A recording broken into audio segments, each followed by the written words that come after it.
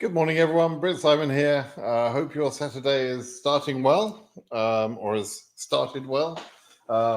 It's the 1st of March, so that's an important time, right? So we've got March, April, May, June, July, August, September, right? So we've got 7 months of interviews left, including those that happen in March. March and April are already programmed in terms of scheduling, right? So we've got 5 months of scheduling left and 7 months of interviews. Let's take a look at, just before we start taking questions, let's just take a quick look at the DV charts data, which was published last night. Let me see, present, share screen. Pragya, thank you for asking. I'm very well. Thank you for asking. Okay, so let's have a look at this data. Let's move me around a little bit. Yeah. All right. So here's the data that Zarthisius published last night. You can see we've got 17,385 visas have been issued so far. This is towards the target of 52,000 visas. You should already know that the amount of visas available in DV25 is reduced to 52,000 from 55,000. Okay, so we've got 17,385 already issued. The various regions are making pretty good progress. Let me just show you Philip's point of view. He has kind of a nice point of view here. Which I'll have to make bigger for you to see. Let me just make this bigger. Okay, right, that point of view. So what he's done is he's taken that global number of visas and the visas issued in each region to look at the quota. There's a quota for each region, right? And so he's looking at that from the point of view of how far through the visas issued are we towards the quota for that individual region. And you can see that 27% of visas have been issued in Africa. That number is quite low, but I'm going to come back to that in a moment. 32% almost in Asia, 40% in EU, 45% in Oceania, and South America is going like amazing, 56% of quota. Now, the Africa number looks low, but if you understand what's happened in the last month, we had a pretty good month of scheduling overall. In Africa as well, it was a pretty good month of scheduling. And so there are a lot of cases that are already scheduled in March and April that will very quickly add to the number of visas issued. So Africa isn't doing as badly as it might look from the point of view of those numbers from Philip's side, right? So couple of other things to point out here. The metric I find most important, most people look at the issued number and they're gauging the progress that way. I actually don't look at that number quite so much, and I've explained my thoughts to various people on this. I'm more looking at the total of numbers of visas or people scheduled, because I know that globally, in order to issue the number of visas we've got available, 52,000 visas, they're going to need to schedule between 65 and 67,000 people, right? Now, why do they have to schedule so many people extra, like 15,000 people extra? Well, some people won't show up for their interview. Some people will show up and get denied. Some people will get denied temporarily. They'll be in 221G, but they won't make it in time. There's going to be various things that go on. So what I tend to look at is this number, 36,873, and also 2 times the 170, because these 170 cases are in transit. So that means we've had over 37,000 people scheduled. And at most, therefore, there are only 30,000 more scheduled interviews to happen. Now, in a month where they issue, let's say, 3,000 2NLs or 3,500 2NLs, that number is 6,000 to 7,000 people. So it's pretty easy. We just had 3,500 interviews scheduled for the month of April. So it's pretty easy for them to issue enough 2NLs to schedule those 30,000 new places, right? It's pretty easy for them to do that in the remaining 5 months. In fact, they could certainly do that in the remaining 4 months. Okay, so if they did 4 months of, let's say, 3,500 2NLs per month, we would almost be at the limit of number of people that need to be scheduled. We would be close to the end of the program in terms of visas available. Okay, so yeah, well worth looking at that. Hope that's an interesting update for you. Feel free to ask me questions about this.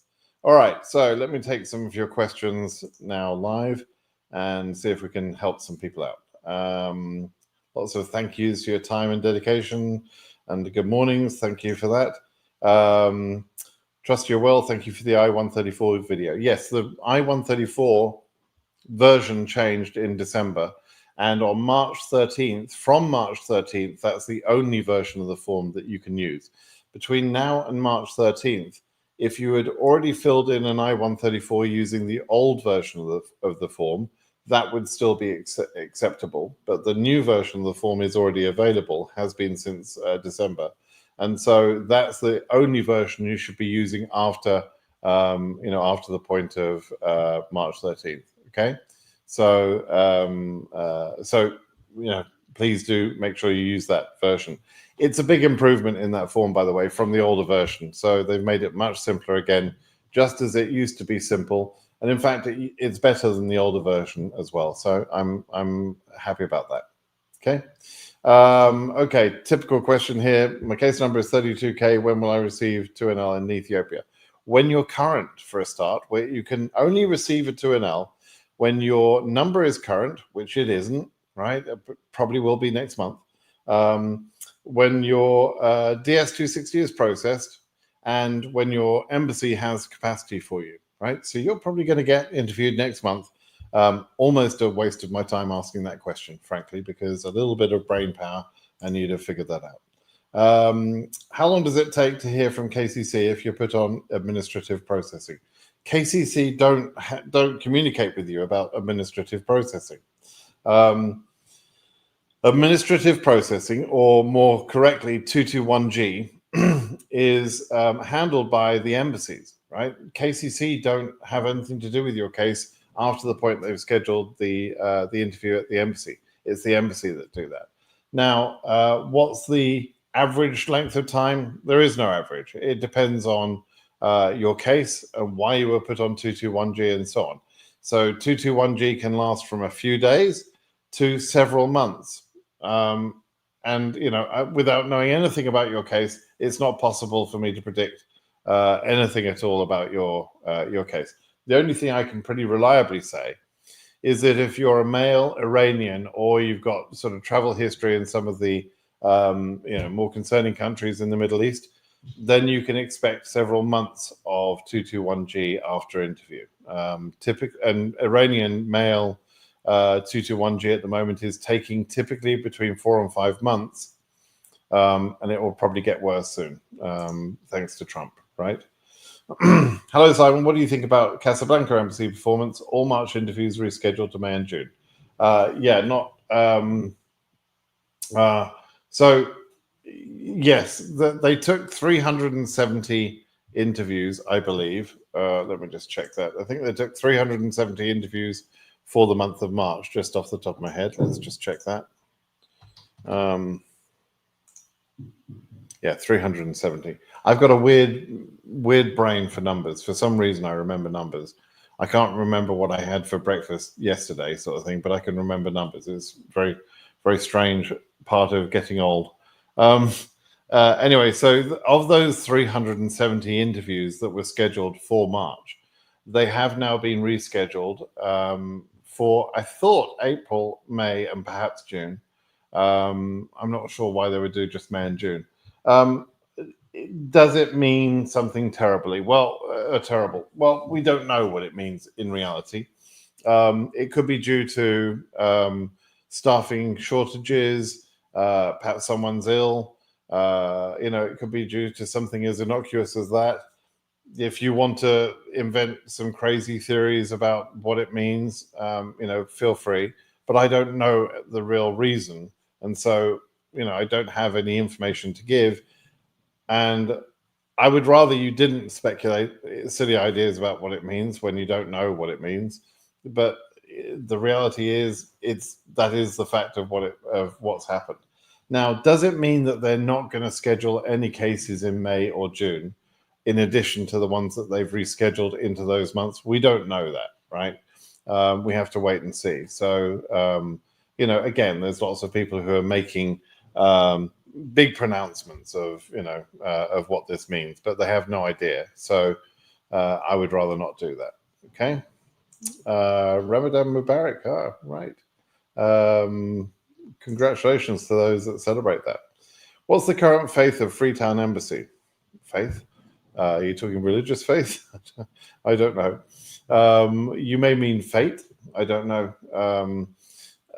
In terms of Freetown, you'll have to look at the data, and I've shown how to evaluate the performance of a particular embassy. So please use that technique to go and have a look, okay? And good morning to Abdi Fatah. Okay, Teklu says, do we need to obtain an affidavit of support, Form I-134, from a US sponsor for the DV interview? Okay, Teklu, let me just cover this again. The policy about I-134s varies by embassy. All embassies and all immigration cases, not just DV, but all immigration cases, have to consider whether the person being given the visa or the family, the derivatives, whether they are going to become a public charge or not. That is an underlying part of the law, and DV lottery cases are as concerned with that particular part of the law as any other immigration case, right? Now, when the CO sees an applicant, they have to assess and make a judgment in their mind about that DV lottery case. And any other immigration case. It's the same thing. And many of you don't believe that, but that is the freaking truth. And you can read the law and you can find that out, right? As I have done. Now, in different embassies, they tend to approach this differently. There are some embassies where it is actually required to send the I-134 as part of a set of paperwork before the interview happens, right? There are some other embassies that almost never use the I-134, and there are many embassies with perspectives in between, right? So what I always say to people is it varies by embassy, but it also varies by consular officer, and it varies by case. So if you're sitting opposite the consular officer, and that officer has concerns about your particular case or you for any particular reason, they may ask for you to show how you will support yourself in America. And an affidavit of support, an I-134, is one way of doing that. You could also produce your own finances that shows you've got a good amount of savings, at least $10,000 or $15,000 in a cash account, a bank account somewhere. You may be able to overcome it by having an extremely good job and very high job prospects. So, for example, you're a programmer, you're very good at your job, you've always been employed, and the CO is going to say, yeah, that guy's going to get a job in America. I don't need to worry about an I-134, right? There are things that the CO can consider. So if it were me, if I were you going for an interview, I would prepare to show the I-134. I would try and find a family friend or someone in the family who could fill out an I-134 for me. That's just me. If you would rather go unprepared to your interview and take the risk, that's up to you. I think it's a stupid thing to do, but it's up to you. I can only tell you what I would do. Okay. What's your opinion on the new gold card by Donald Trump? Oh dear, what a moron that man is. Absolute shambles in the Oval Office this week, not just with Zelensky, but also with Macron and Starmer. Complete shit show, complete clown show, embarrassing to our country, frankly. please God, let this 4 years go by quickly.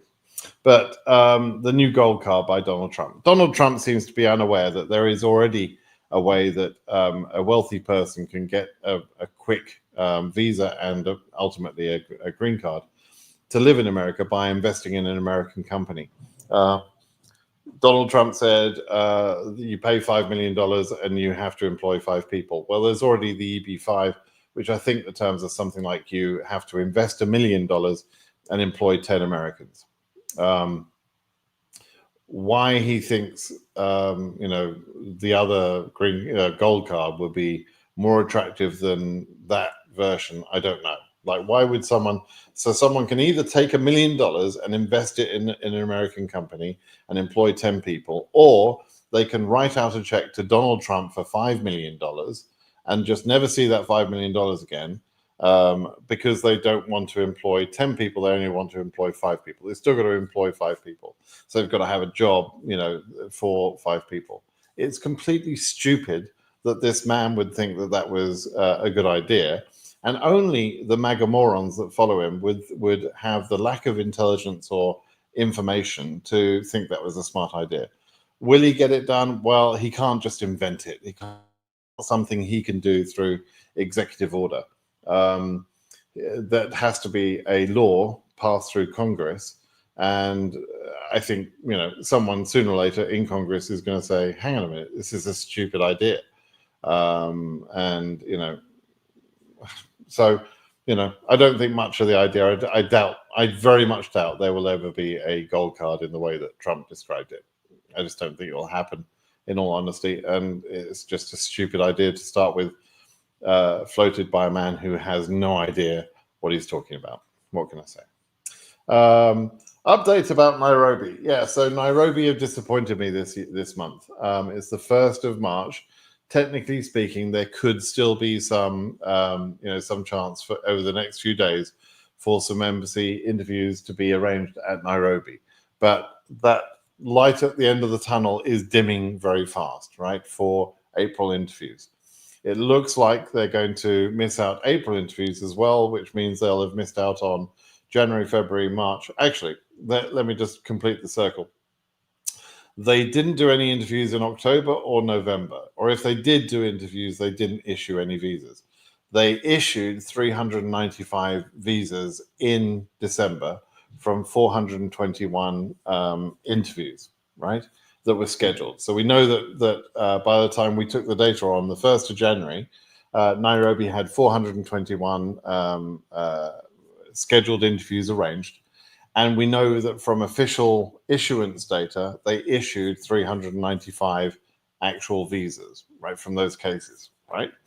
So so that was December. So in other words, I had a good December. In fact, it was the leading performance in the whole world, right? I can show you here. I'll show you what I'm talking about. Actually, let me just check my numbers, because again, I do most of this from memory. But Nairobi, Kenya. There's the 421 I mentioned. Damn, I'm good. I'm sure some of you just don't even notice the stuff I pull out of my head. All right, so if we look at this, Kenya. Oh, this is Kenya, by the way. This is the country of Kenya. It's not even the embassy numbers, right? We'll check that in a moment. But yeah, 395 Kenyans were issued visas in the month of December, right? There were none issued in October, or that was all in December. That's just, we'll check December. Yeah, 395. Yeah. If we look at issuances by post and Nairobi,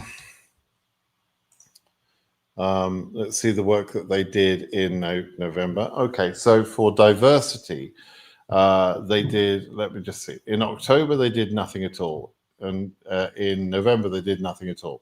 In December, they did 537.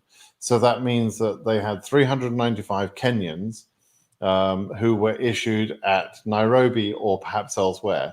But at Nairobi, from the 421 scheduled appointments, they issued 537 visas. That's the more correct way of saying that, right? Now, they also, this is important, they also did 502 immediate relatives. If we look at November and October, where they did no diversity cases, they did 337 immediate relatives in October and 530 in November. So in October and November, between those two, they did 867 issuances of immediate relatives and 0 diversity. That's weird, right? They're obviously prioritizing immediate relatives, and I think that's probably what we're seeing as the problem here, right? So, and then if you have a look at September, you can see that their capacity with 795 visas issued through diversity and only 184.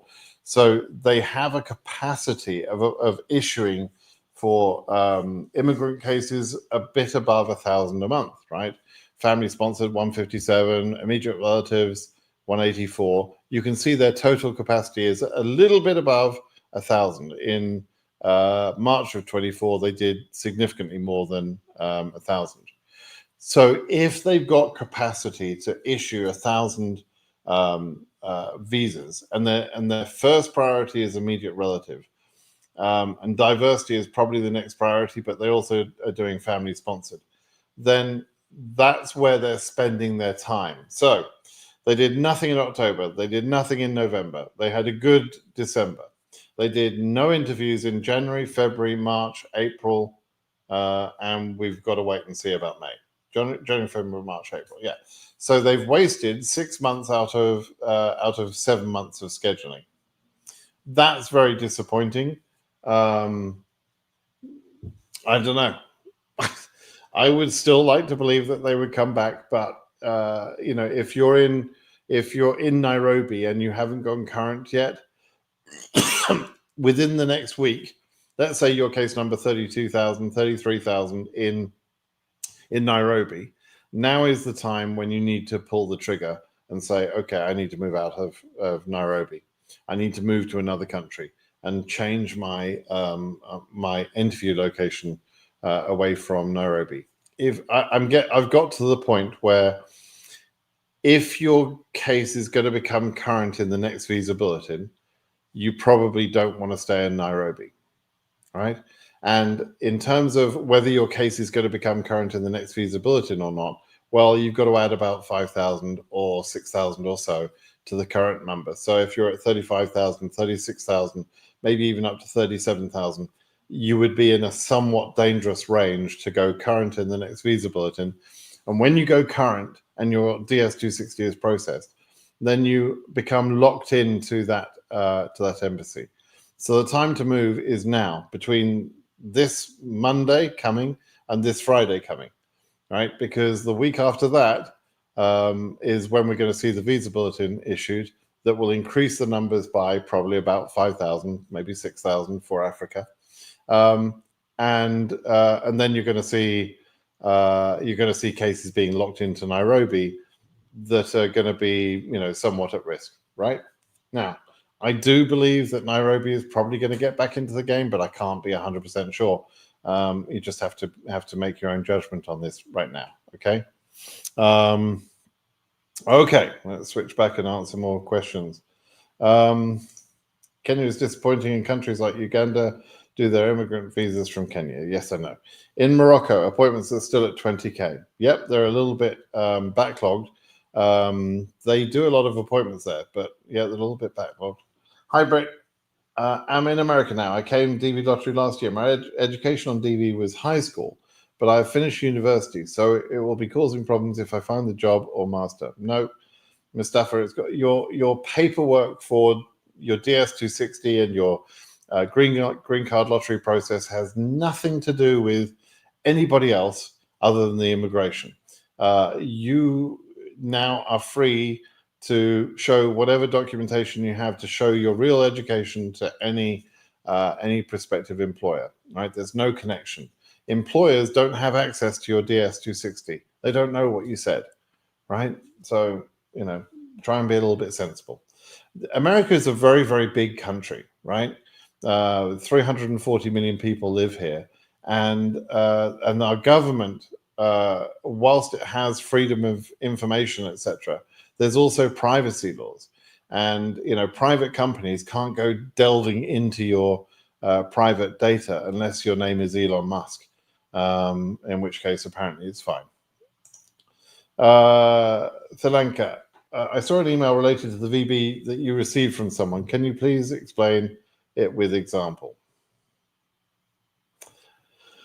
Wow. The fact that I almost understand what you're talking about here is kind of strange. So without giving me any information, I think what you're asking is the letter I sent to Charlie Oppenheim, if I got his name right, Charlie, who is retired now, but used to run the visa office. He's retired from the federal government. I think he's doing private consultation for some law firms. But he used to run the visa office, and they are the people that are responsible for determining how much the visa bulletin should move, right?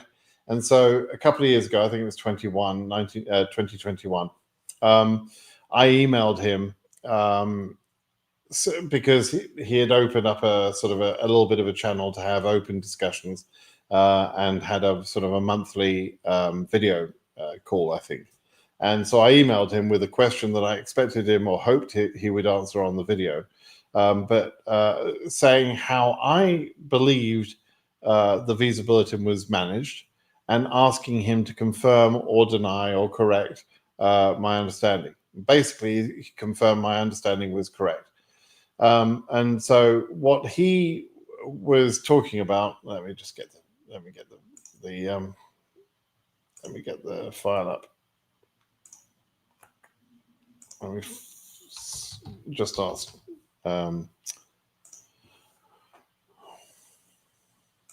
Yeah, right. So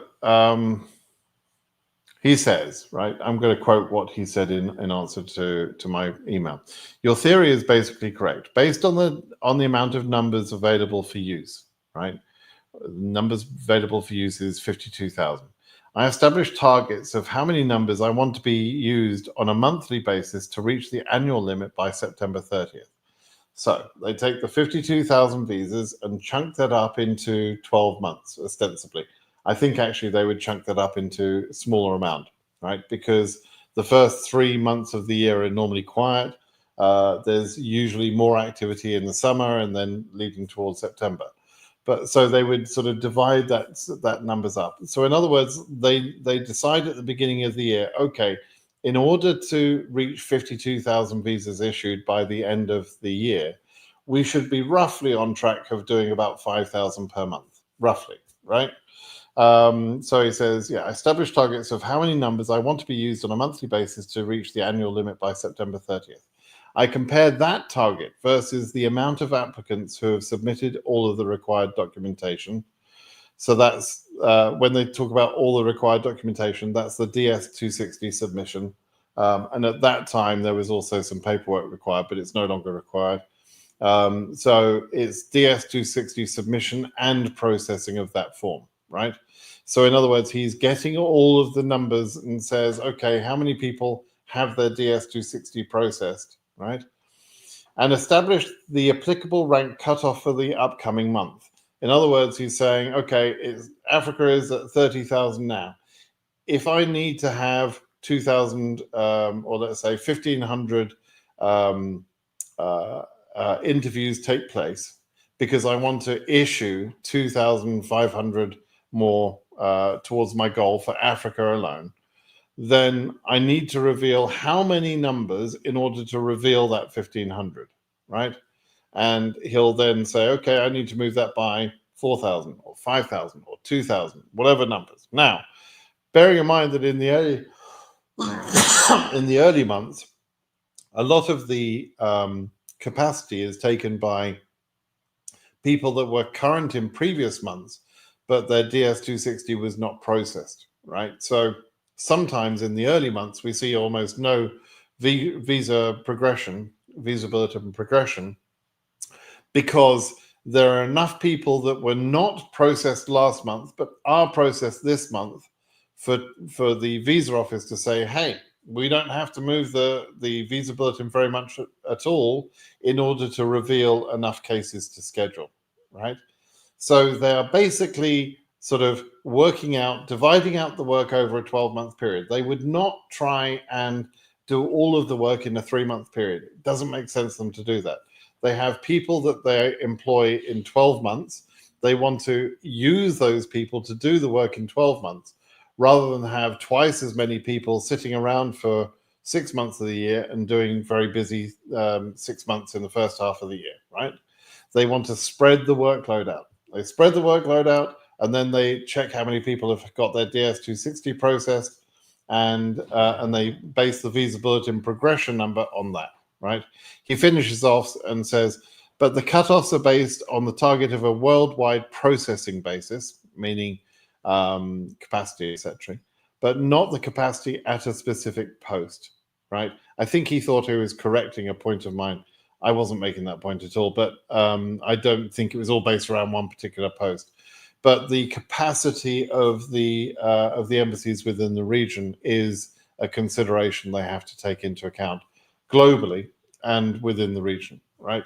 So that's roughly how it works. They're trying to fill a bucket with 52,000 gallons in it, right? And they know that they can do that a little bit each month. They don't have to do that all in 1 month.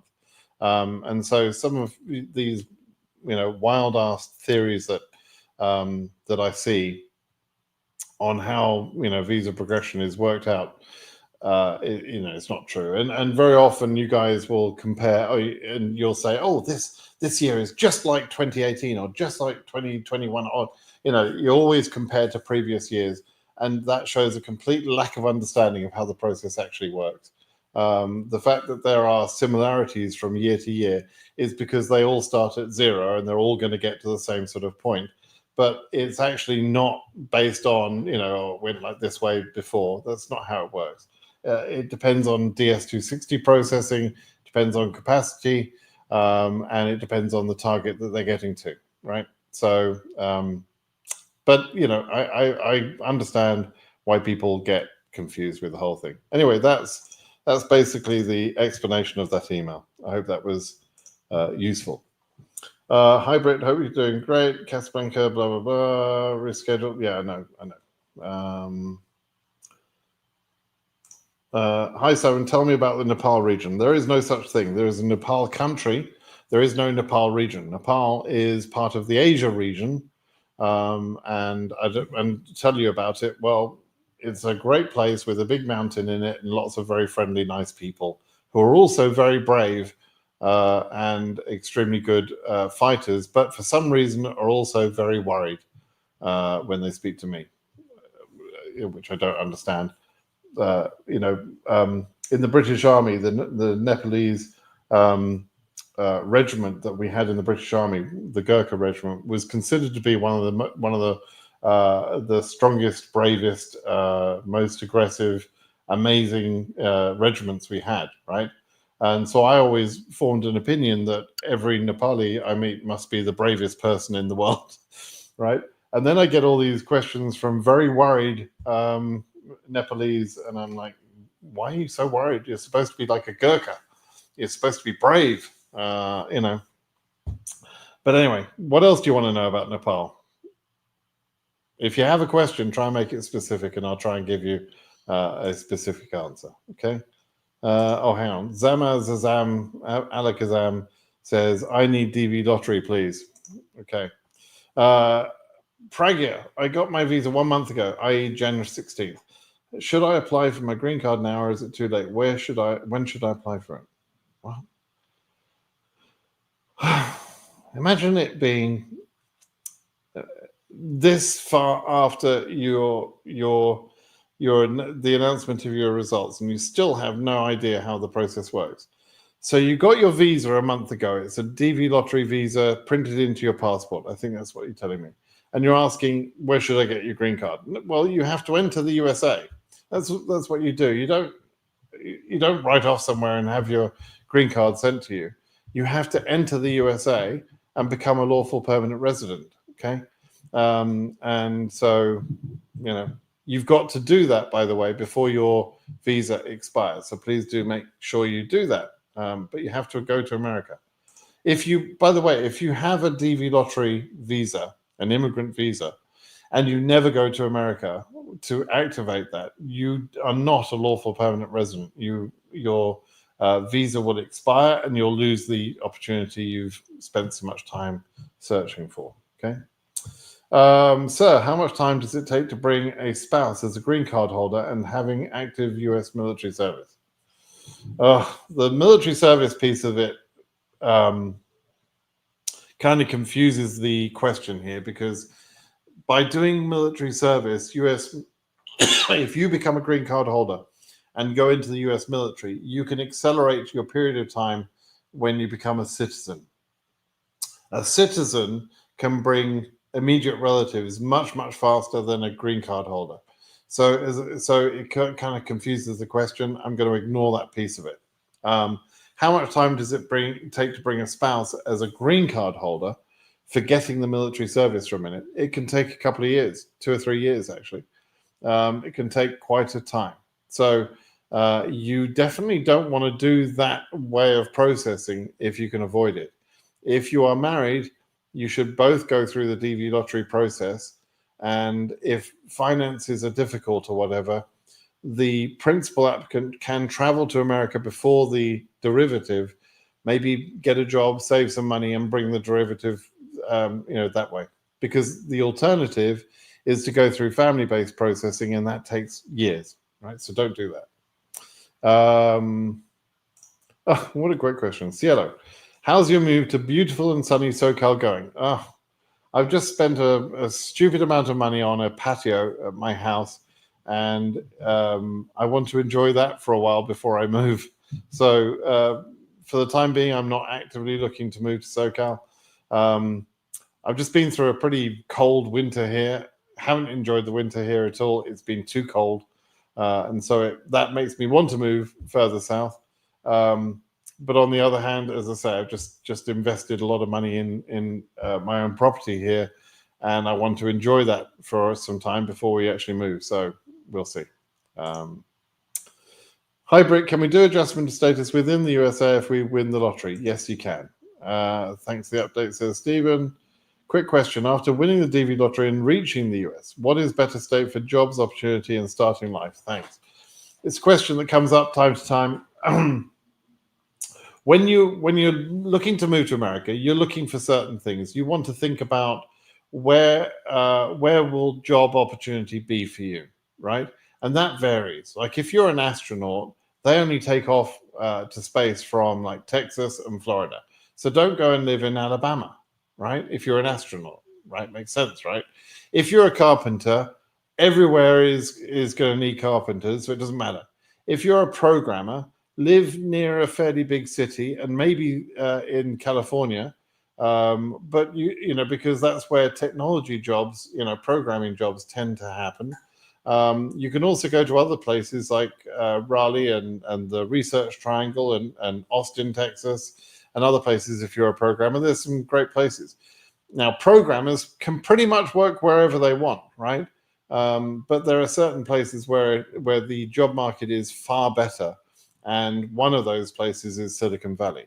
So because there's so many employers looking for the best engineers, software engineers, the job opportunities in Silicon Valley tend to be the highest paid job opportunities, where salaries of 300,000-400,000 are not uncommon, and you can make a very good living here.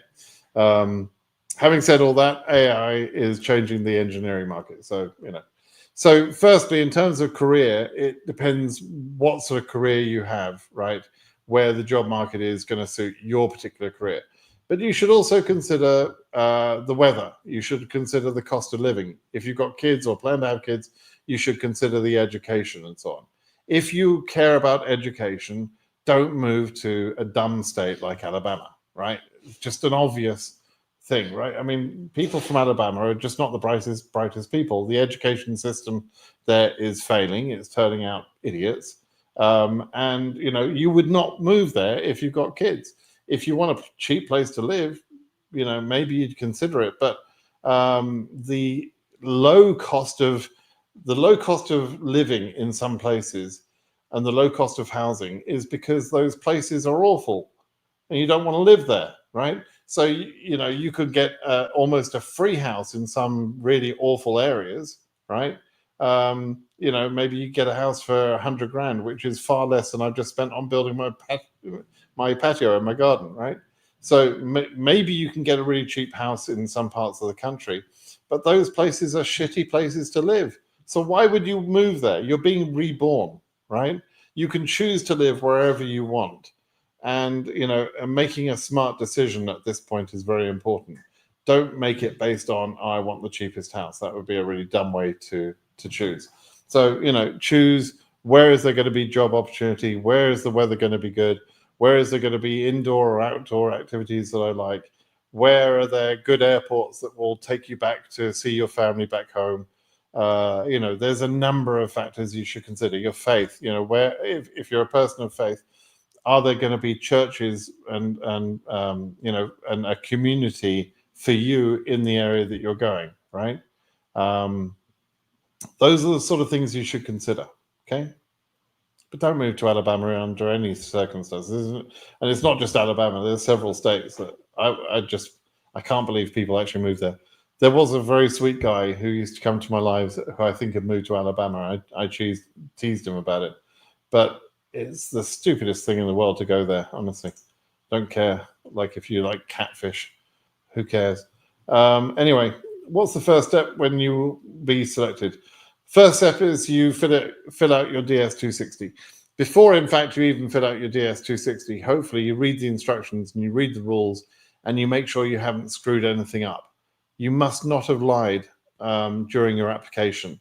And whether you want to admit it or not, when you say you're single, when in fact you're married, that's not anything else except a lie. That is a lie. And so if you've made certain lies like that during your DV lottery entry, then before you fill in the DS260, you should work out whether that lie you told is going to get you disqualified or not, right?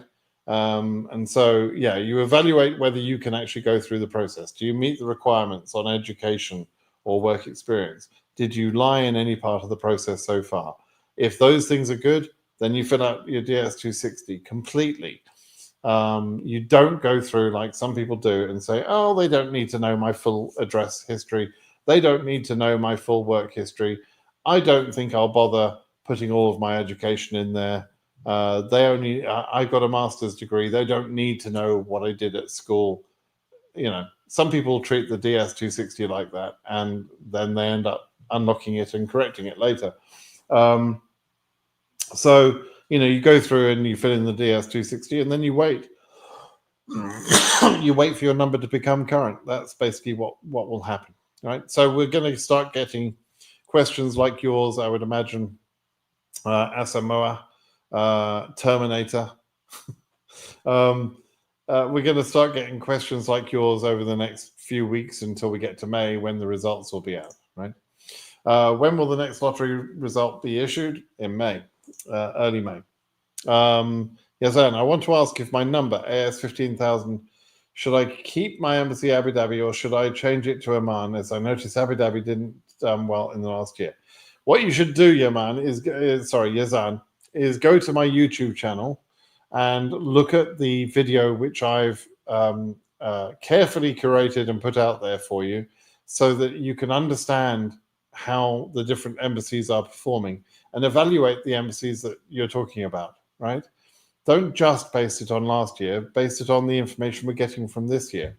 So go and do that and then make your own decision. I think your case number will become current, but it will be quite late in the process, right? So you need to be pretty clear about that and how to move if it's possible to move. Any chance for AS 19,300 something? I think that is. You've got some chance still, but there is some risk at that case number, right? So why Asia regional slow? No, it's not really that slow, to be honest with you. but it is what it is. I've explained this in other videos. I don't think I want to get into it deeply now. Suraj, what is your prediction about Nepal? Up to what case number are at risk? Again, I've addressed that in my Asia prediction video. Please go and watch that rather than repeating the question again now. Hi Simon, is it advisable to go Spain? Case number AF. Oh God, what are you saying? You're sending my dyslexia into outer space here. Is it advisable to go Spain? Case number AF57K if I live there. Well, okay. So you live in Spain. You're asking about Madrid then, right? Is Madrid okay for your number? Yeah, it's fine. Madrid's a good embassy. You'll be fine there, right? Hi, sir. Is 54K Africa a safe number? Yeah, it's sort of safe. Depends on the embassy. Depends on the country that you're chargeable to. But generally speaking, Africa as a region should reach that number, I believe, 54,000 pretty comfortably, and probably by June or July interview. Well, no, sorry, not June or July. By July or August interviews, that number should be current, I believe. So we'll see. Good job, Mr. Simon, warming up. Okay. Thank you for your service. You hope to lots of DV aspirant. I'm DV winner 2023. New York City now. Got married after DV, and my wife is a doctor. What is the fastest way to get her USA from Nepal? If she's actually a doctor now, so she might actually. So you can do family-based sponsorship for her, right? Which will take a couple of years. If you've got married, right? Because you're only an LPR, you're not a citizen yet.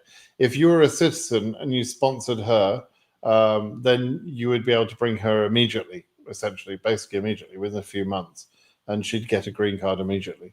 But as an LPR, a green card holder, you can sponsor her through family-based sponsorship. That will probably take 2 years plus, a little bit more than 2 years. Could take longer than that. I've heard lawyers saying that it could take 3 or 4 years. So, be careful with that. She might also, because of her profession, she may be able to get an employment-based route, or she might do education, for example, and then try and adjust status when she's here. So there's various ways that she can do that. Depends what timeline you want to go through. Okay, so and ultimately, I speak about DV lottery. I'm expert in DV lottery. I'm not expert in every type of immigration, family-based and employment-based, etc. So if you want help in those matters, I suggest you speak to a competent lawyer, immigration lawyer. Okay. Sir, can you predict from the confirmation number if your case number will be high or low? No. The confirmation number doesn't tell you anything about whether you're going to be selected or not selected, whether your case number will be high or low, nothing. The people that say that, and there are people that say that if you've got the right combination of letters, it means you'll be selected. And you're saying another rumor that I've heard before that, this means that you'll have a high number or a low number. The people that say those things are utter morons. They're completely moronic because they don't understand the simple word, that applies, which is random. It's a random selection. It's got nothing to do with your confirmation number. So please don't listen to morons about this stuff. Just, common sense would tell you that is not going to be a true thing. Okay. What do you think about Tashkent Embassy performance, please? I don't know. What do you think? You've got my video that shows you how to evaluate it. Why don't you watch that video and evaluate it and let me know what you think? Hello, sir. Would it be possible if we're allowed to have a contact number just in case someone needs help? My contact number? No, Fabrice, it would not be possible. I've explained before. I take questions on YouTube. I take questions in Telegram channels, but mostly I take questions on my Brit Simon Says blog. I do not take questions through private message, and I certainly don't take questions through phone numbers because I'm not a lawyer for one reason. I'm not offering any services of helping you through any sort of process. Because I'm not a lawyer, I'm not pretending to be a lawyer, and I'm not going to be taking phone calls to help people. I answer questions online. And when I answer those questions online, it does two things. Number one, it makes it clear that I'm not charging for any of the information I provide. Therefore, I'm not practicing law without a license. And number two, it means that when someone asks me a question, more than one person can benefit from the time I spent answering that question, because others can read that same question and that same answer, and they can learn from that. And that's why I spend my time that way. If you want to consult a lawyer on a private basis, go hire a lawyer. Not me. That's not me. Okay? Strong tar. Do some regions, such as AF, deserve another cutoff prediction, given the low embassy performance in Nairobi, Casablanca? Your current predictions assumed good performance across the region. No, it didn't. My current predictions didn't just assume good performance across the region. Nairobi is not performing as well as it should. Casablanca might have some problems, right? But Addis Ababa and Accra, they're doing very well, right? So, and I had assumed that those embassies would not do well again, certainly Accra. If you actually watch my Africa prediction video, so you'll assume that. Or I assume that. You'll also see in my prediction videos, the reason when people ask me, what is your prediction for a region, I rarely, if ever, give a very precise number, right? Because I accept that there is a certain amount of mystery and stuff that goes on in the year that I couldn't possibly anticipate. And things like Nairobi not performing so well and Addis and Accra doing very well is something I couldn't have predicted, but has happened, right? And that's just sort of normal stuff. So my prediction took into account some of that normal stuff, and I also gave a range of numbers. Now, if every embassy in the region of Africa performed well, then the lower range of my prediction range would be the numbers that we would end at. If lots of embassies or several embassies did badly, then I made clear in my prediction video that it could go higher, right? That the number would go higher, right? So, my prediction videos are not precise, absolute finite numbers to be considered, unwavering numbers or whatever, perfect estimations. They're not that. They're just, an indication of where we'll end up with the factors that, that I could see at the beginning of the year as being possibilities. And, would I redo the prediction? No, not really. What I would do is nearer the end of the year, I'll probably say, yeah, things have gone as I expected, or they've not gone as I expected. What I can tell you is so far is Africa is scheduling pretty well. And, I expect this year is a good possibility that we'll see the full amount of visas being issued in Africa for the first time in years. So I think that's a strong possibility. Okay. Please, do I still have enough? Do I still have to fill the DS260 for my derivatives, even though they are not traveling with me? And also, I've already filled all the DS260 for my derivatives already. If not, please help. Oh God, so confusing when you switch things around like that. Look, when you enter the lottery, you give all your derivatives. When you then come out to fill up your DS260s, you fill up the DS260s for each person that wants to emigrate to the USA, right? And it's based on that they process those DS260s, and those people are expected to attend the interview. However, you don't have to fill out a DS260 for every one of your derivatives. If you've got some derivatives that are going to not emigrate with you, then don't fill out the DS260 for those individuals. You must list those individuals on your DS260, of course. You've got, you list out all your children and your spouse and everything else. That should answer your question, I would have thought. in terms of the DS260. The only thing I would say is make sure you understand when you say they're not traveling with me, what time period do you expect them to travel? Is it a few months later or is it a few years later? If it's a few years later, then yes, you don't fit in the DS260. But if you want them to come, a few months after you, then you should fit in the DS260 and they should go through your DV lottery process with you. Okay. Leku says, I want to thank you for your guidance all along. I finally relocated to the USA some 1 week now. Please, when can I be expecting my green card and social security? Social security number should arrive between 2 and 3 weeks after your arrival, if you chose that option in your DS260. There was a question in the DS260, actually, 2 questions that causes the causes the SSN to be produced and sent out to you. Normally, that's within 2 or 3 weeks.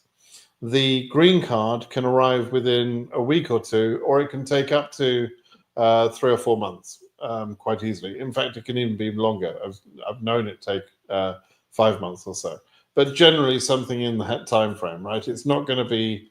It won't arrive the next day. It'll probably be arriving, let's say, the fastest I hear of it is typically like a week later after you went to the USA. Adjustment of status cases typically come quite fast. But when you enter into the USA from consular processing, maybe within a week or 2, more likely a month or 2. Okay. What is the fate of AF46K? When do I expect? When do I expect to be scheduled for interview by the Nairobi embassy? Just for planning purposes, please replay the video where I talked about Nairobi and think about what you want to do. You're not likely to go current this month coming, but it could be within a couple of months. And so you need to actually be watching Nairobi embassy very carefully to see whether they're going to be taking cases or not. And if they're not taking cases, like if they don't take cases next month, then you probably have to move. I'll do another video on Nairobi. I did produce a video on Nairobi. Sorry, I'm on this question still. I did produce a video on Nairobi specifically to try and explain how much of a backlog they're building up, because if they don't, it looks like they've not taken any cases for April. And so each month that they get behind, they're building up a backlog of cases. At some point when they start processing again, if they start processing again, there will be a limit to how much they can catch up, how quickly they can catch up. Up to the end of March, I was pretty confident that they could catch up pretty quickly and they could still get to the very end. Since they've just wasted April, it looks like they've wasted April as well, that becomes more difficult.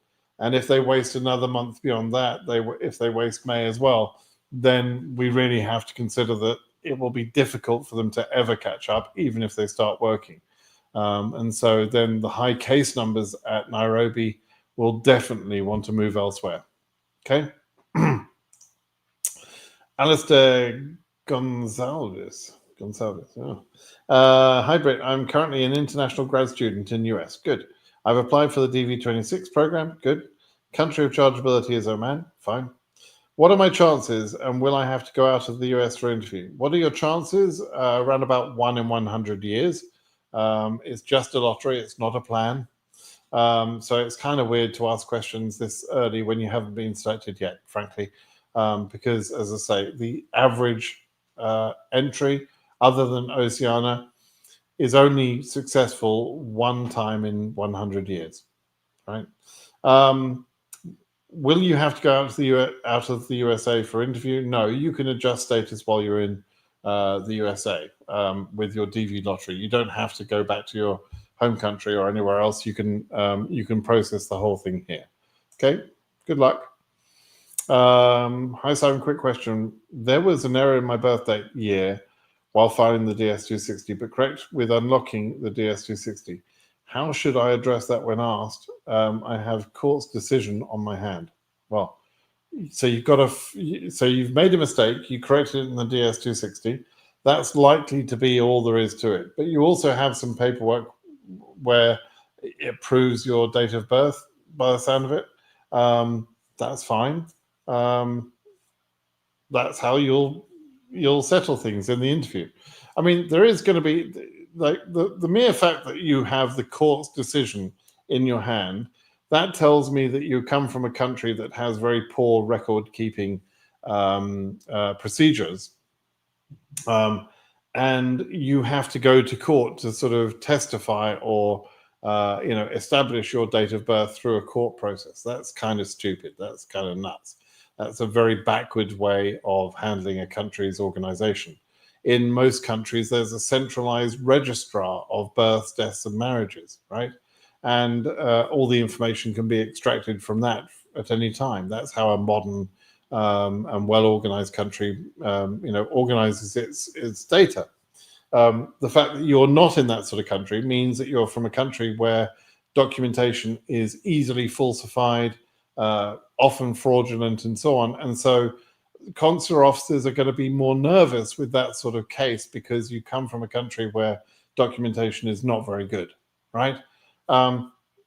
It may be a normal procedure to go through the court to establish your date of birth in your country, but I can't tell you without any fear that that isn't going to cause a problem in your interview. And the fact that you also got the date of birth wrong in your DV entry adds to the drama a little bit. So you do have some risk because of the mistake you made and the lack of good documentation in your country. So you got some risk. You'll have to handle it as best you can, but just bear in mind that there are occasions when people are refused because of that sort of situation you're describing there. Okay. Hi, Simon. I hope you're doing well. I have two questions. The first one is that my case number is AF47K. When can I have an interview? I don't know. You don't tell me where you are or anything else. It depends on your DS260 being processed and your country of processing. And I think that's only one question, right? So there you go. You're probably going to ask again later. Hi, sir. When I was chick. What? When I was chick? When I was chick? You were a chick? You were born to a chicken. You came out of an egg. You were a chick. Oh, chick my case in CA. Check. You checked. You mean checked. You don't mean chick. When you checked your case in CA, state website, 3 members of the family are showing on administrative process. Just 1 member is hung on ready. It isn't changed yet on administrative process. Okay, is there a question in there at all? Mr. Chicken. So don't worry about that. I mean, it doesn't mean there's any particular problem. It just indicates your lack of patience. You just need to be a bit more patient. But while you're waiting, you may want to brush up on your English, because telling people that you're a chick, is not a great way to have a good conversation. Okay. Right. AF 19,000 Nairobi Embassy. Any hope, or is my number current? Your number is current, obviously.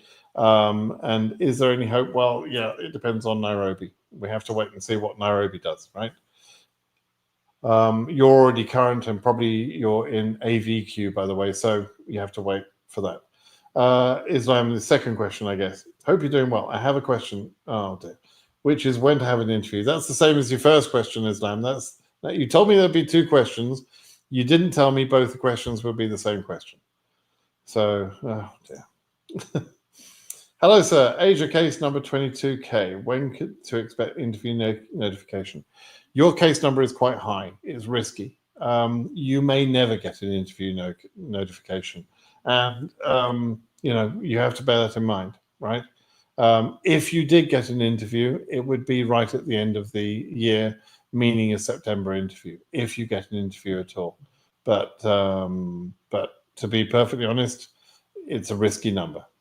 Hello, Simon. What about Yaoundé, Cameroon? Are they working? Yes, but have a look at the data.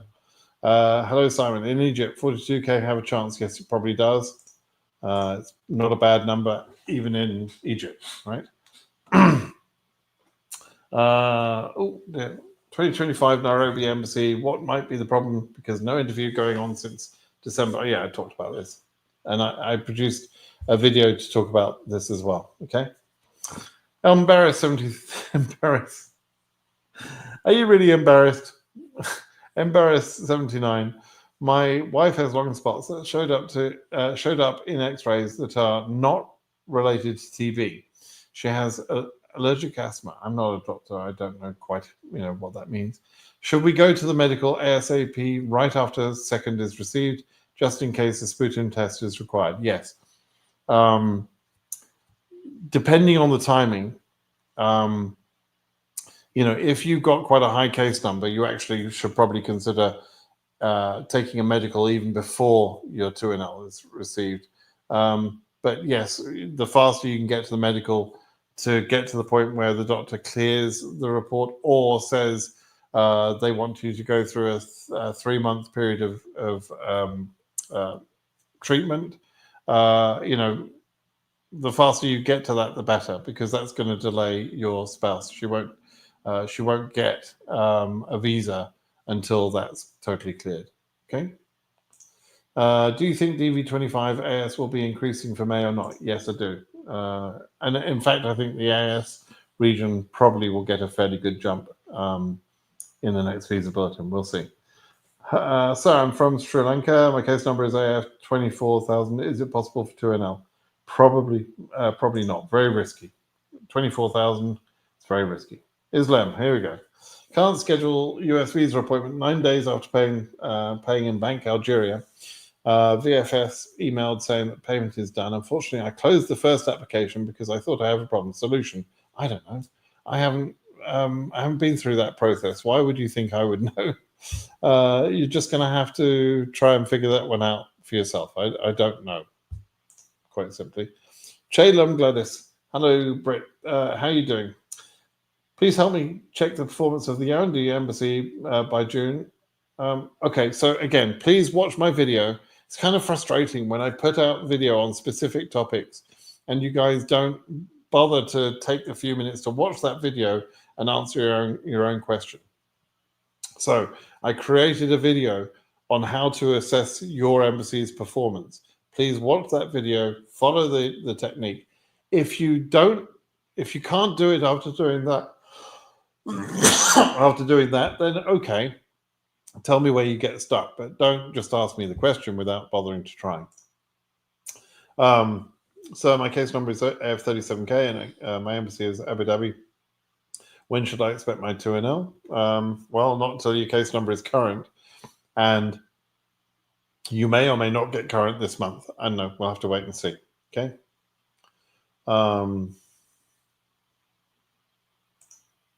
Hi, Britt. I'm in Nairobi. Priority date is 2017. Family based. I only deal with DV lottery questions. Okay. Case number is AF78K 7800. Nepal. Had my passport renewed. Asked embassy to open the DS660. Got no response. Any good thing you have to say? Good thing I have to say. What's a good thing I have to say? Biryani is awesome. That's a good thing I have to say. Try and be a bit more specific with the questions. Vadim, hello again. Thank you for your great support. I am EU 31,000 at Tbilisi. How do you assess the possibility of VB reaching 32K for EU? Risky. I think it's a risky number, in all honesty. If you look at, let me just show you why I think that. If we go and have a look at the 25 data, and we look at EU, there have been 13,000 cases scheduled and 7,184 visas issued, but 13,000 cases scheduled from the first 16,000 case numbers, right? Now, Uzbekistan is in there and that kind of messes things up. But if you talk about Uzbekistan as its own sort of chunk and then talk about the rest of EU, you could look at EU and ignore Uzbekistan, right? Now, we got 13,000 cases from EU, of which I think about, I did the numbers the other day, but I think it's something like, let's say it's 2,000, not even. Let's say 1,500 of those cases are Uzbekistan cases, right? That means there's 11,500 interviews they took from the rest of EU, from the first 16,000. You want them to go another 16,000, right? And what that would mean is that we would get to about 25,000 people scheduled, right? So take a look at this. And by the way, let's just have a look at this. The quota for EU is just under 18,000. The only way that EU can take more than 18,000 is if Africa and Asia don't meet their capacity. But I think Africa is going to meet its capacity, so I don't think there's going to be a lot of extra visas available for other regions, right?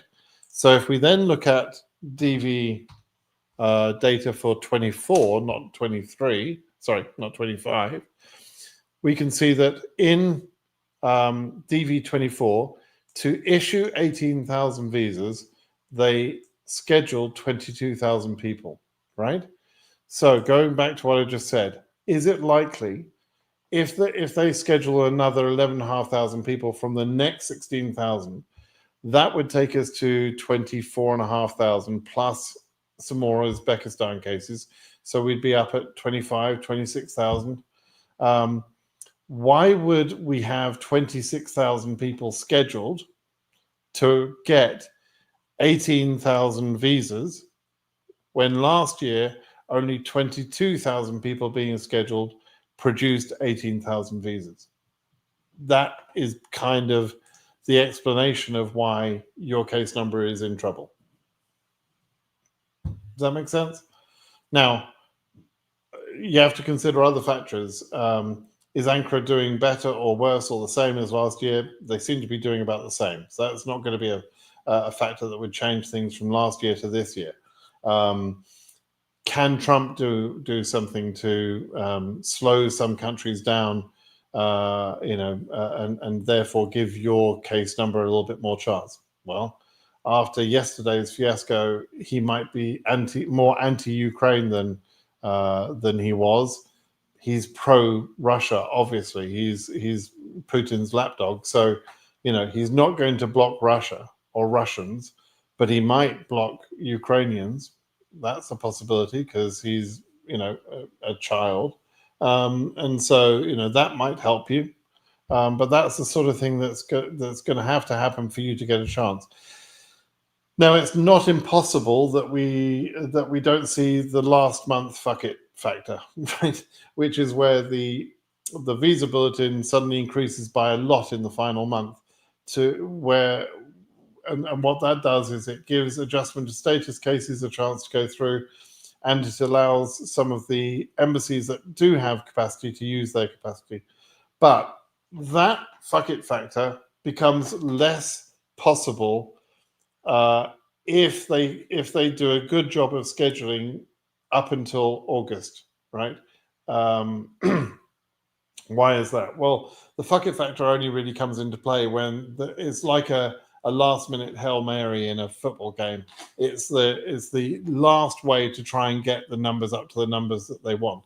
But if they've already achieved the numbers they want by July and August, then they don't need that last minute Hail Mary, right? So I wouldn't rely on the last minute huge visa bulletin increase at this point because they're ahead of where they were last year. Why am I saying they're ahead? Well, let's have a look at this. Where am I? I'm missing from my screen here. No, oh no, I'm there. I'm just there. Right. Let me show you a little quick something here. In this data we can use a time bar, right? So this data is as of 3/1, March 1st, right?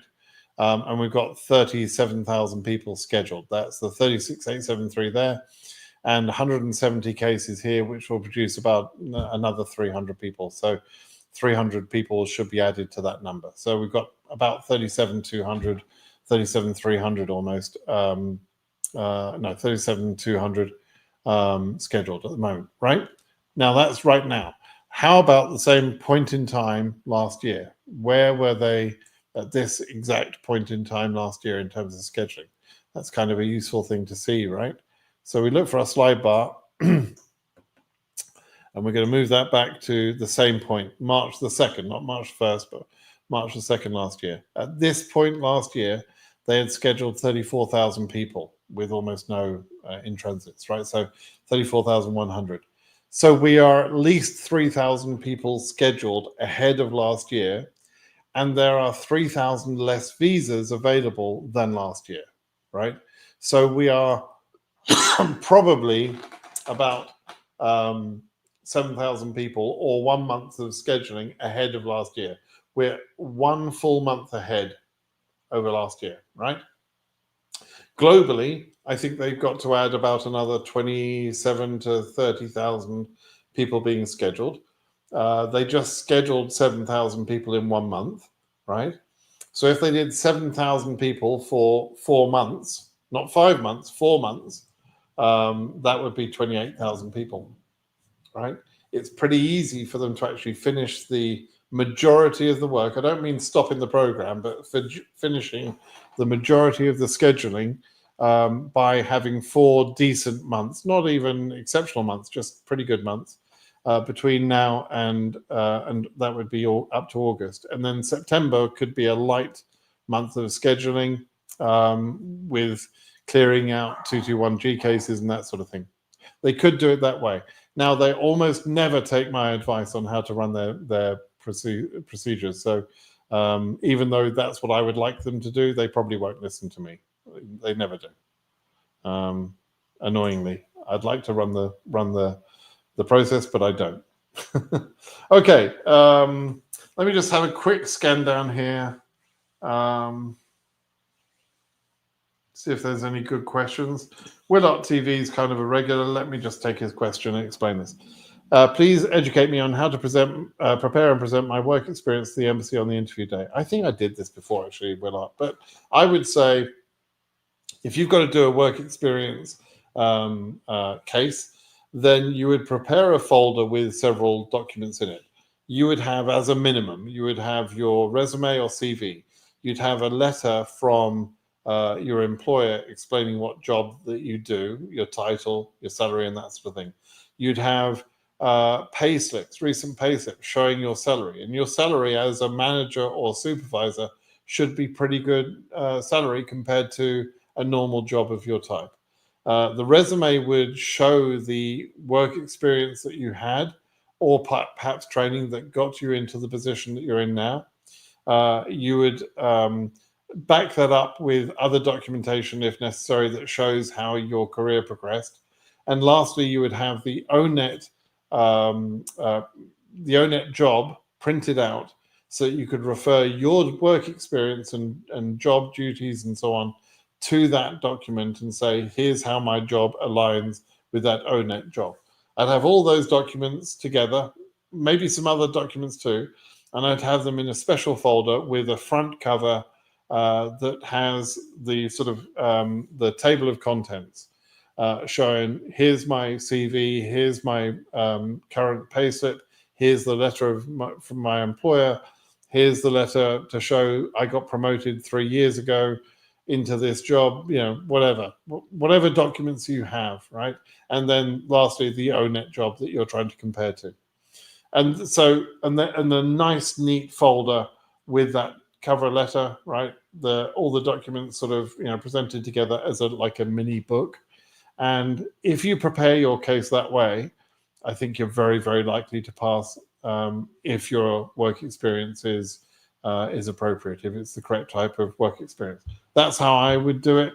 That's how I've known people do it, and they've done well. Okay. That's probably about all I've got time for. I just want to say good morning to Joe JK. You're a bit late this morning, GK, but good morning to you. Thanks everyone for attending my my live session today. Hopefully I took your question, but if I didn't, and you'd still like to ask the question, go ahead, pop over to britsimonsays.com and list your question there, and I will answer the question there for you. All right. Thanks, everybody. Thumbs up, by the way, on the video, and make sure you're subscribed, please. Thank you. Bye-bye now.